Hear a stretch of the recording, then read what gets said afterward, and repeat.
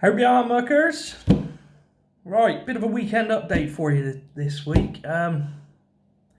Weather down here in Somerset's been absolutely rubbish. It's currently chucking it down out there now. So, regarding the pond upgrade, there's not really been much going on.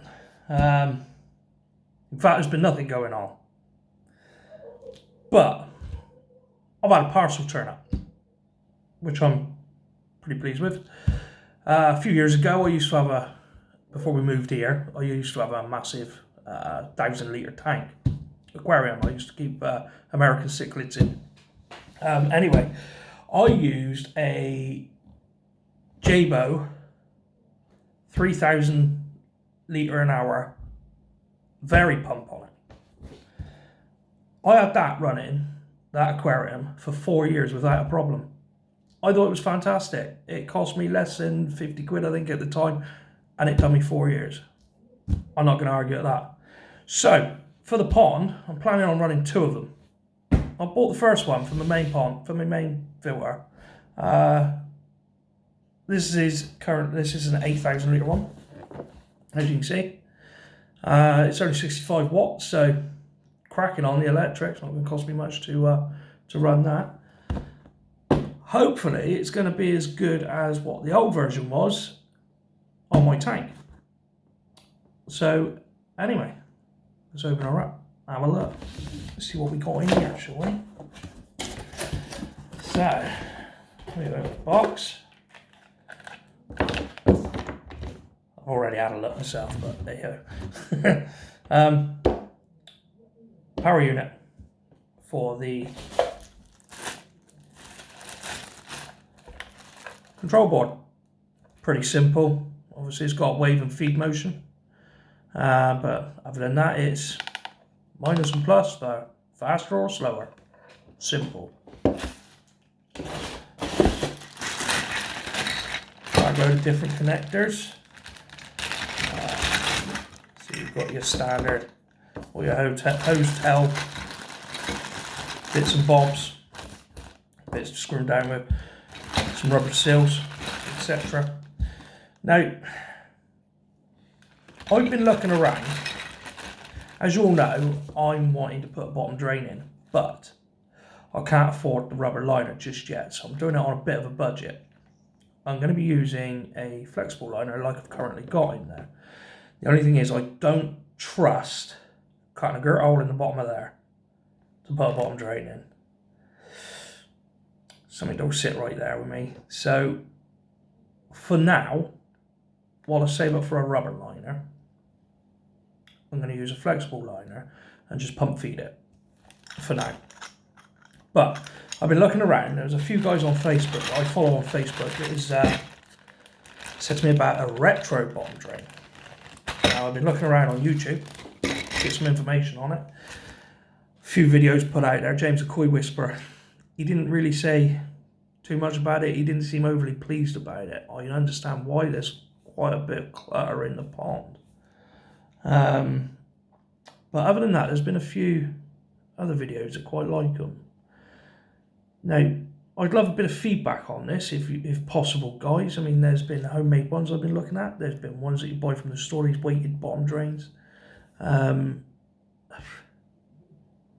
looks pretty good. If anybody's got any information or any comments or anything to add to that, please let me know. Obviously, I'm a bit new to this pond malarkey, so yeah, any information I can get would be great. Anyway, back to this thing. Here's the actual pump itself. Now, it's a Jabo Marine DC pump, 65 watts, 8,000 litres an hour. Obviously, it's adjustable because it's a very pump.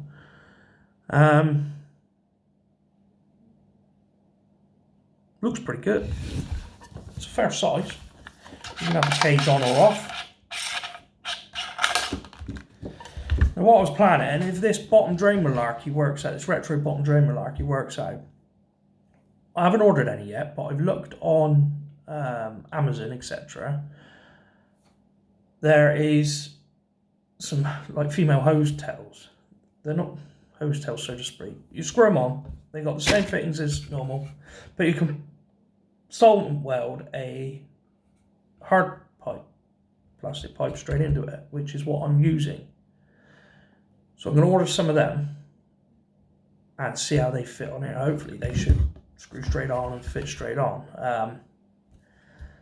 So hopefully, yeah, if all works out well, retro bottom drain from here, obviously, sucking it up. This needs to stay submerged from what I understand with a retro bottom drain. Again, any info on that would be great, guys. Yeah, other than that, that's all I can really say, really, this week. I mean, that's my plans, anyway. Obviously, a power cord plugs into here. Comes with a kettle lead that plugs into here, which I've actually plumbed in. I got this on Monday. I actually plumbed it into my power box, my switch box, whatever you want to call it.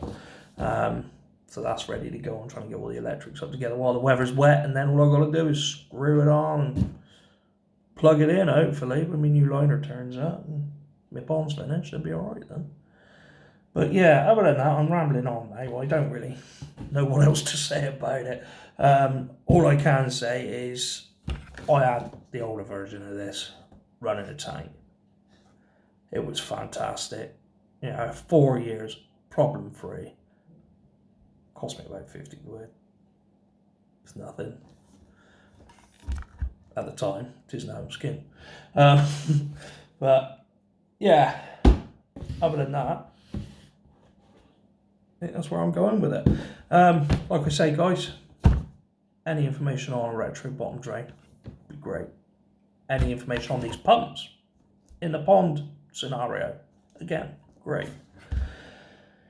Any information at all that you can give me with building a new koi pond, banging. Other than that, enjoy the rest of your weekend, guys. Hopefully this weather cheers up and the spring gets here fairly quick. Kind of had enough of the winter now. What with this COVID rubbish going on as well, it's not making things easy, is it?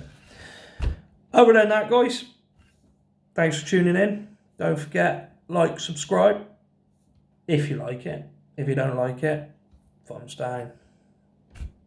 Any feedback is positive feedback in my eyes. And hopefully I'll have a bit more of an update next weekend for you. Other than that, take it easy, muckers. See you again.